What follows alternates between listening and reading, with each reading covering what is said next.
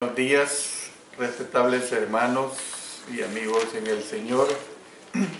Continuando ya con las últimas clases que tenemos de la carta del apóstol Pablo a los hermanos en Filipos, estamos estudiando la parte que corresponde al pensar y actuar como cristianos.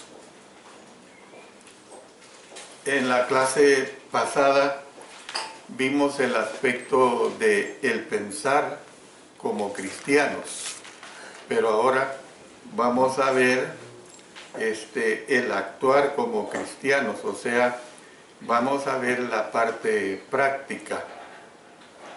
Y cuando digo actuar como cristianos, hagámonos esta interrogante: ¿por qué es que quiso el apóstol Pablo que sus lecciones concentraran sus pensamientos en lo que edificaba? Podemos ver que no era un simple ejercicio mental lo que él estaba recomendando.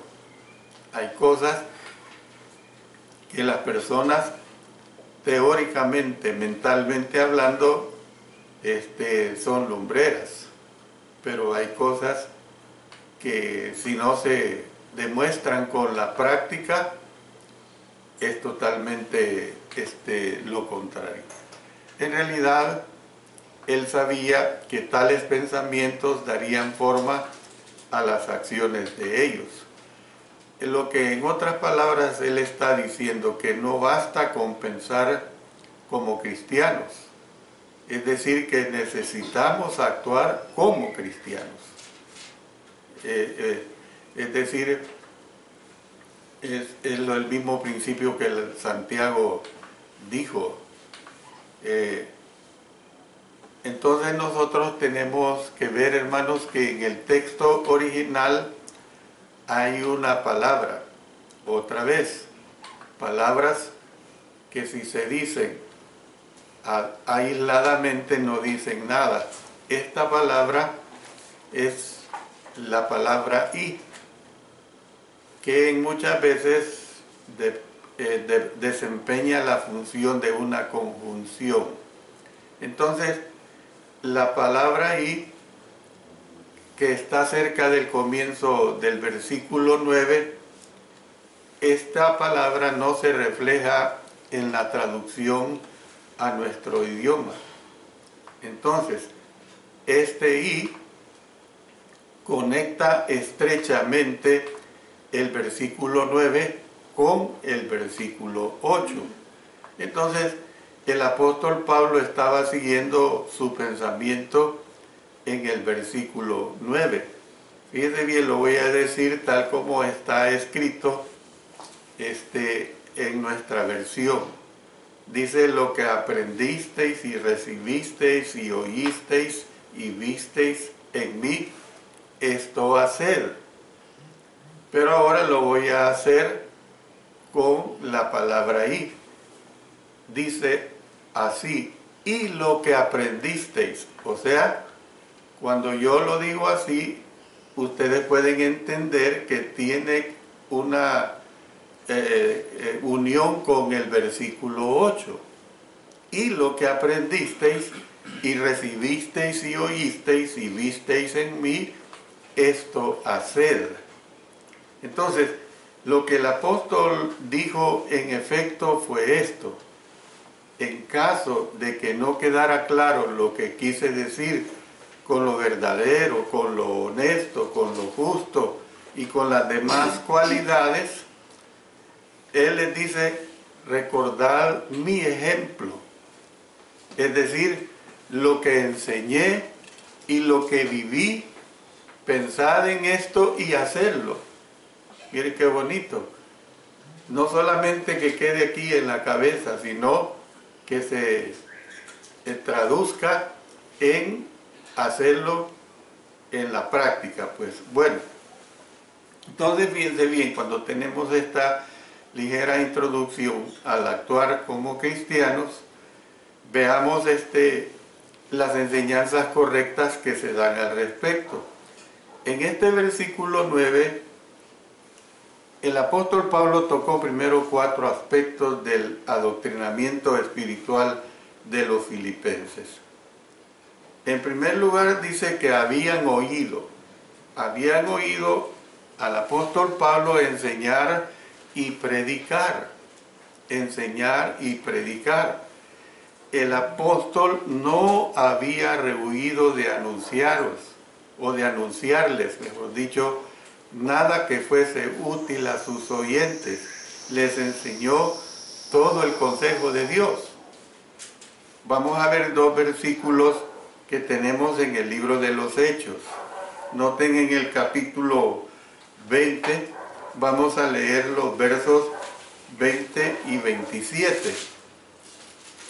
Aquí se está expresando lo que les estoy transmitiendo. Y como nada que fuese útil, he rehuido de anunciaros y enseñaros públicamente y por las casas. Noten el verso 27. Porque no he rehuido anunciaros todo el consejo de Dios.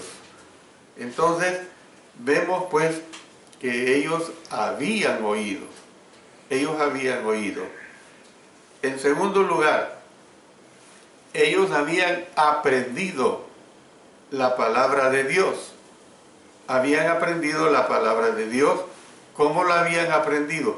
Por medio del apóstol Pablo.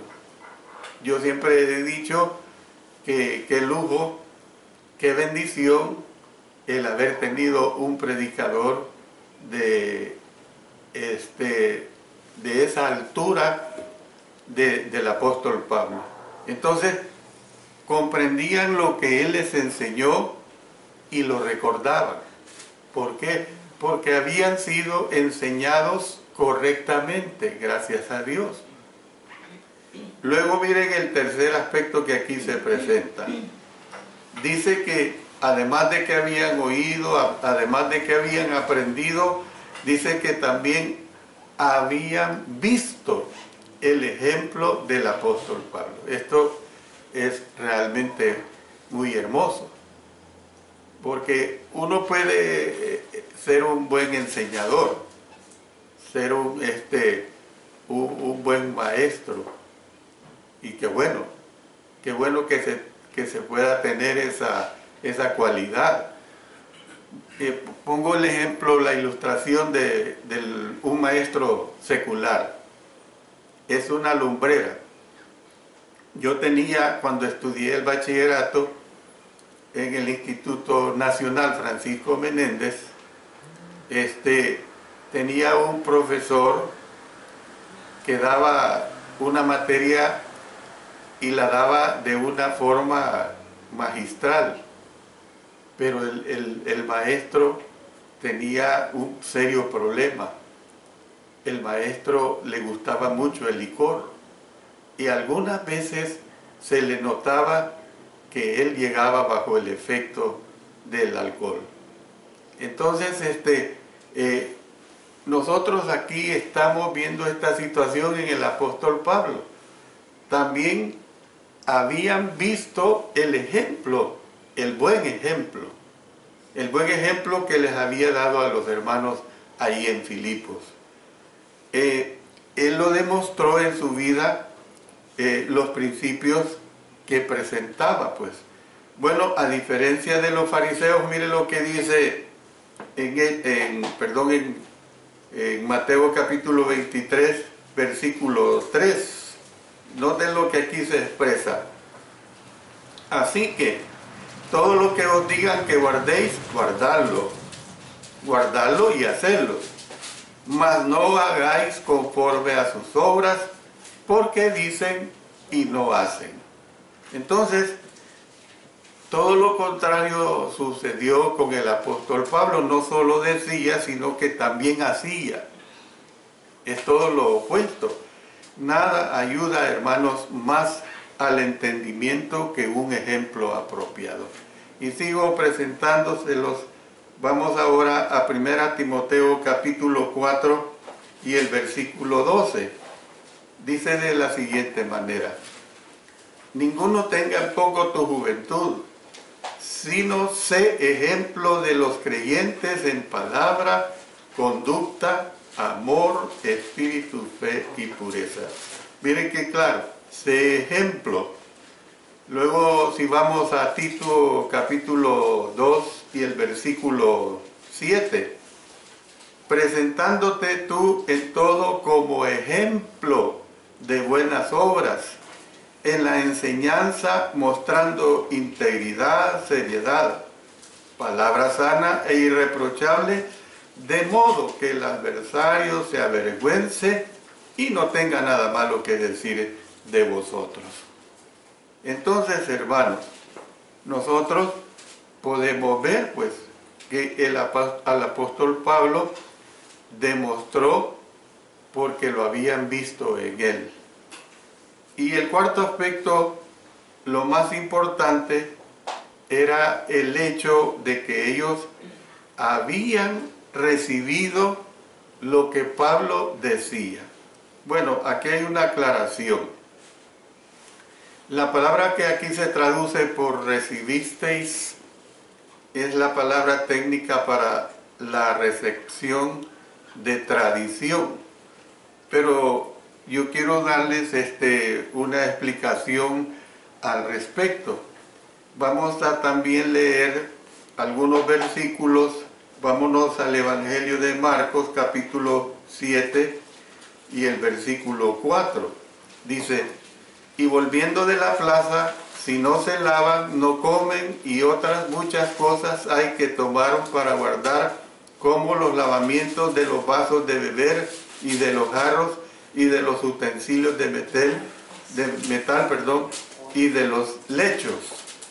Ustedes noten lo que estoy usando ahorita, que aquí se está hablando de una tradición, lo hacían por tradición. ¿Ve? Entonces, hermanos, en Filipenses capítulo 4, verso 9, la tradición no es tradición de los hombres. Veamos aquí mismo en Marcos capítulo 7 y versículo 8. Porque dejando el mandamiento de Dios, os aferráis a la tradición de los hombres. Y luego dice cuáles eran esas tradiciones de los hombres. Los lavamientos de los jarros y de los vasos de beber, y hacéis otras muchas cosas semejantes. Luego vámonos a Colosenses capítulo 2 y el versículo 8. Aquí en Colosenses 2, 8 se expresa también hablando acerca de las tradiciones. Mirad que nadie os engañe por medio de filosofías y huecas sutilezas, según las tradiciones de los hombres, conforme a los rudimentos del mundo y no según Cristo. Entonces, ¿qué es lo que vemos? Que la palabra que aquí se traduce por recibisteis, les decía que es la palabra técnica para la recepción de tradición. Luego la tradición no es tradición de los hombres, como lo que hemos leído en Marcos 7:8 y en Colosenses 2:8, sino que es una tradición que es transmitida de parte de Dios, por medio de oradores o por medio de maestros, por medio de predicadores y por medio de autores inspirados como el apóstol Pablo. Y se lo demuestro. Miren lo que dice. Ahora vámonos a 1 Corintios capítulo 11 y el versículo 2. Dice aquí de esta manera: os alabo, hermanos, porque en todo os acordáis de mí y retenéis las instrucciones tal como os las entregué. Luego vámonos a 2 Tesalonicenses capítulo 2, versículo 15. Mire lo que expresa acá. Así que, hermanos, estad firmes y retened la doctrina que habéis aprendido, sea por palabra o por carta nuestra. Aquí mismo vámonos al capítulo 3 y vamos a leer el versículo 6. Pero os ordenamos, hermanos, en el nombre de nuestro Señor Jesucristo, que os apartéis de todo hermano que ande desordenadamente y no según la enseñanza que recibisteis de nosotros. Es en este sentido, hermanos, que se usa acá la palabra tradición, o sea, en el sentido de mantenernos en la doctrina de nuestro Señor. La palabra, pues, recibido del idioma griego es la palabra que significa recibir al lado de, o sea, significa aceptar por uno mismo. Entonces, era importante que los filipenses primeramente oyeran, en segundo lugar aprendieran y en tercer lugar vieran. Era importante los tres aspectos: oír, aprender y ver. Entonces vieran pues las enseñanzas de ¿quién? Del apóstol Pablo, hermanos. Ese es el que les está dando la enseñanza. Pero era aún más importante que recibieran esas enseñanzas para apropiarse de verdades eternas por sí mismos. Esto es realmente bien trascendental en esta parte que estamos viendo del actuar como cristianos, tomando en cuenta las enseñanzas correctas. Pero pasemos a otro aspecto que es complementario y que termina pues lo que el apóstol Pablo quiere dejar bien cimentado. Y es el aspecto de la preparación correcta. ¿Por qué digo la preparación correcta? Bueno, después de decir que los filipenses habían aprendido y habían recibido lo que les había enseñado el apóstol Pablo, añadió, dice, esto hacer. Y ahí lo deja bien enfatizado en el verso 9.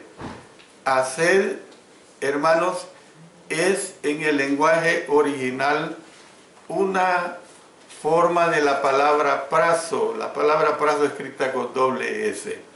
Lo estoy diciendo porque es importante a la explicación que les voy a dar.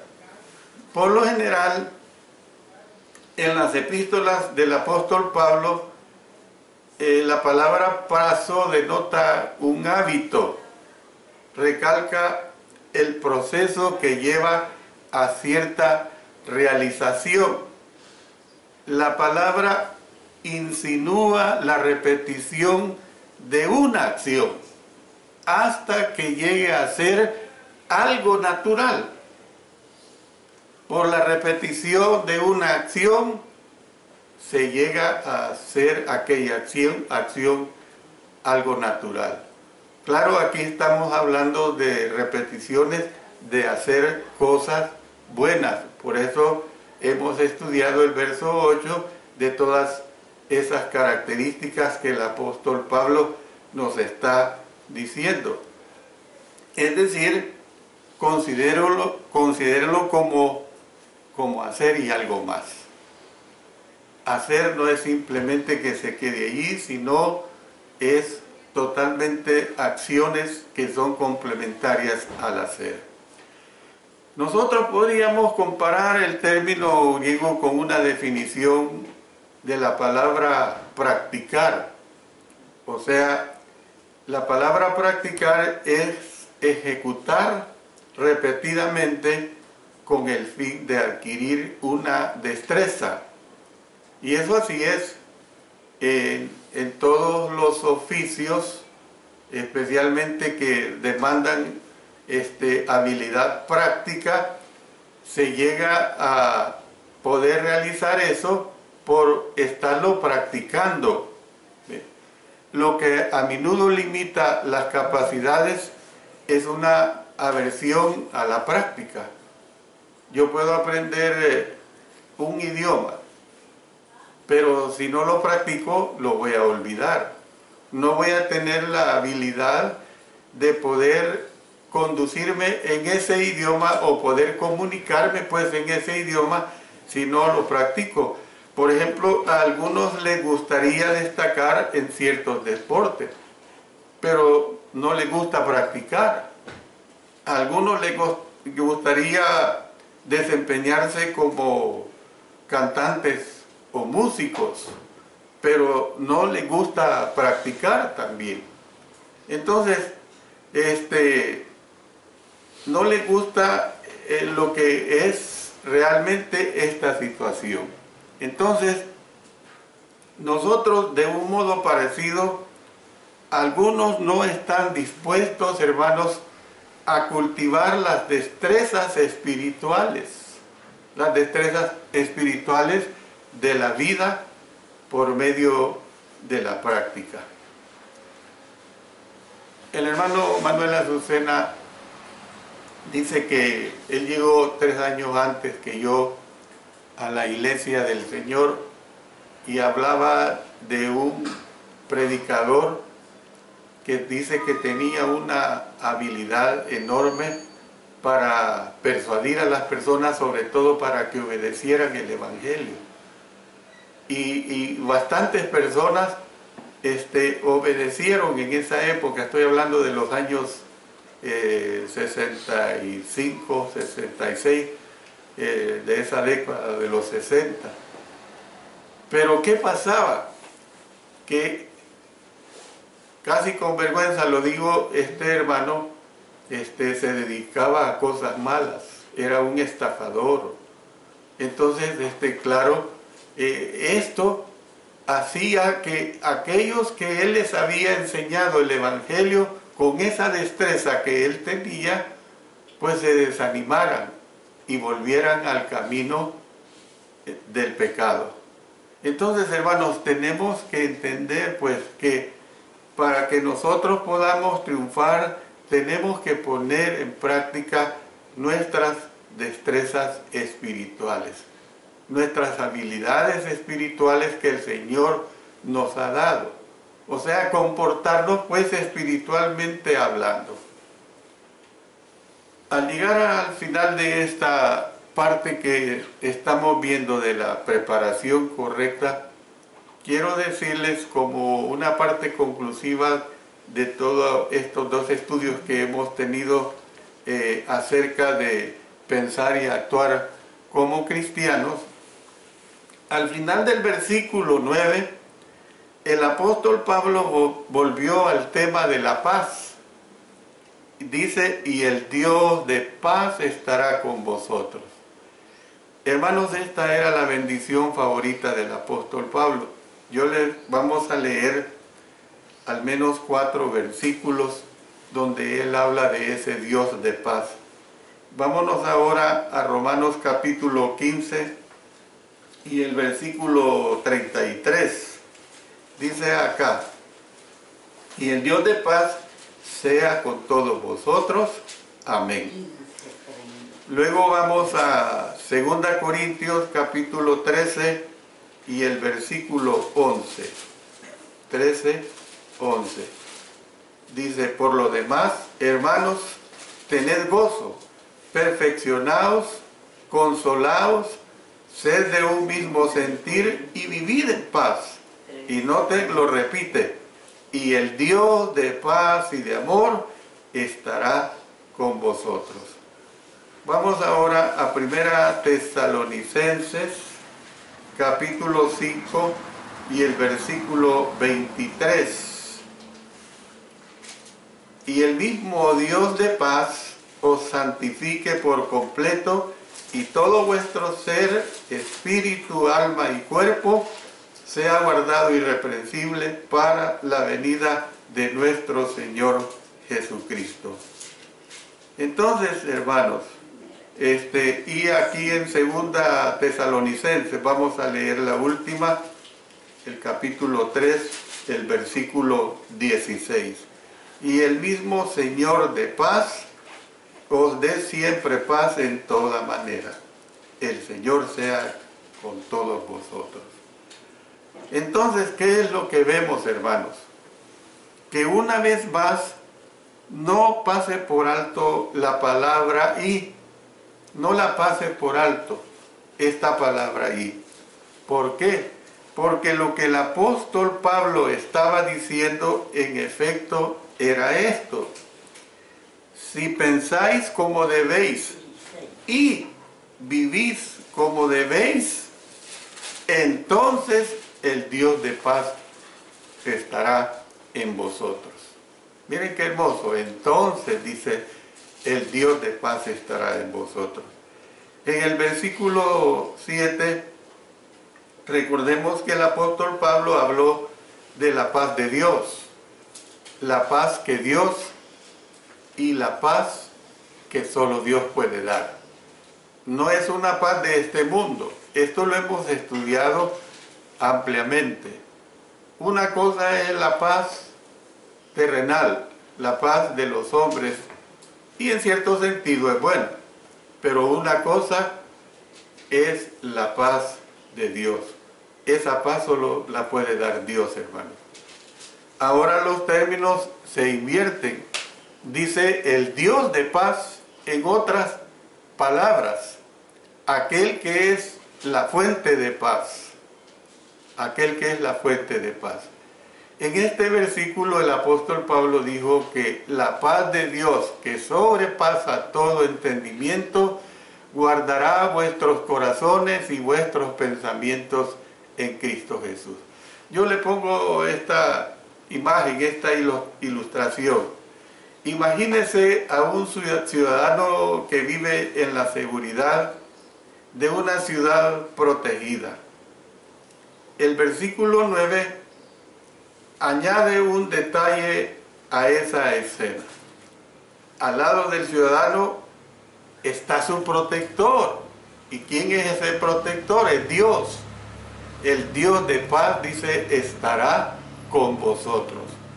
Hace 3 días a lo sumo estuve yo leyendo de los países ideales para visitar. Generalmente son países europeos, son los países escandinavos, Islandia, Finlandia, Suecia, y dice que el nivel de seguridad es óptimo. Bueno, en uno de estos países se dice que hace poco clausuraron la última cárcel que había. No hay cárceles en ese país. Pues imagínese que usted vive en uno de estos países, pero a eso agréguele que tiene a Dios como su protector. Es una enorme felicidad. Estas personas ya viven felices. Lamentablemente, estas personas que viven en estos países ignoran mucho la voluntad de nuestro Dios. Pero imagínense nosotros como cristianos, y que aparte de vivir en un lugar tranquilo, tengamos al Dios de paz, al Dios que nos protege. Realmente es algo formidable, es algo que en esta tierra es digno de desear. Ahora, evidentemente que esta tranquilidad que le estoy hablando, pues es incomparable con la felicidad eterna cuando nosotros estemos en los cielos, si hacemos la voluntad de nuestro Padre Celestial. Yo le pregunto para terminar, ¿no desea usted la paz de Dios y el Dios de paz? Si esto es lo que desea, como se hizo notar al comienzo de este estudio, usted debe de pensar con claridad y actuar con rectitud. Eso es lo que la palabra de Dios nos está diciendo para que nosotros tengamos paz. Piense con claridad, actúe con rectitud. Dios bendiga su bendita palabra.